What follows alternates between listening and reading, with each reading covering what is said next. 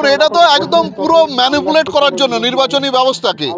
এখানে অবৈধ ভোটারদেরকে স্বীকৃতি দিয়ে তাদের ভোটের মাধ্যমে তৃণমূল আবার জিততে চাইছে, এই জন্যই হচ্ছে।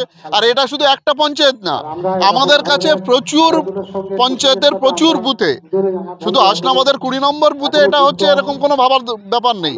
আমাদের কাছে একদম বুথ ধরে ধরে রিপোর্ট এসছে, আমরা তার এগেনস্টে নির্বাচন কমিশনে যাচ্ছি, প্রত্যেককে একদম এক এক করে বার করে ছাড়বো।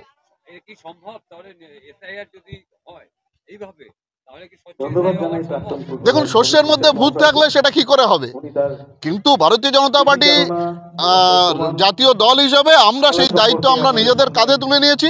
নির্বাচন কমিশনের কাছে আমাদের প্রত্যেকটা এরকম ব্যক্তিদের খুঁজে খুঁজে যারা টিএমসি করছে বা টিএমসির বিভিন্ন সংগঠনের সঙ্গে যুক্ত, তাদেরকে আমরা তুলে ধরছি নির্বাচন কমিশনের কাছে।